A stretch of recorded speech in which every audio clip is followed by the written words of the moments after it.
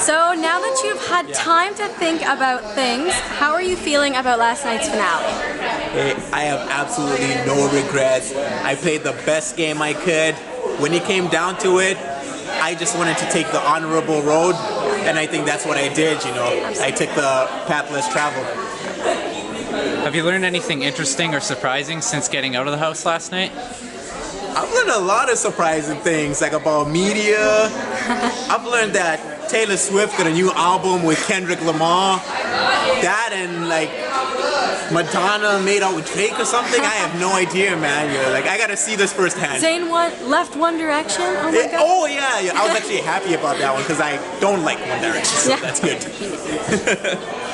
So there were 10 jury members for a short while. Did you think that it was fair that the jury asked Sarah 7 questions while they were only asking you 3?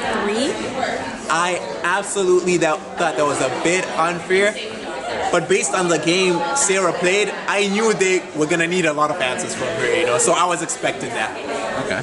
So you often mention that you played the game alone. Was this by choice so that you could remain in good with everyone, or would you have preferred to work with one group of people had the opportunity presented itself? In this game, I was willing to do whatever it took to win. I knew I'd have to burn bridges. So the answer to that would be no. I actually preferred to play alone. It allowed me to move flexibly between alliances, whereas if I gave my loyalty to one group, sooner or later I'd have to break my word to them. Definitely. So heading into the house, your strategy was, quote, I'll be the one in the house stirring up the rumors. My goal will be to get people to really go against each other while I fly under the radar. Absolutely. Was it satisfying to be able to play the game that you set out to play from the start, seeing as though that is a very tough thing to do? That is one of the biggest challenges. To come into this game with a strategy, say you're gonna do something and do it. I feel like I walked the walk, I talked the talk. I said, hey, I'm gonna fly under the radar. I'm gonna get people coming after each other, and that's exactly what happened, you know. So I'm proud of that game. Yep. You also said that part of your strategy was to tell the house guests that you're a high school dropout. So, however, why didn't you reveal to them during your final 2 speech that you're actually a psychology major and were playing them the whole time? I kind of thought about that, but I actually thought that would hurt me in my final 2 plea. Because then they would start to second guess a lot of the other things I told them. Right. And like, you know, I had been trying to form legit bonds with them. So I'm like, you know, save that stuff for after the finale, man.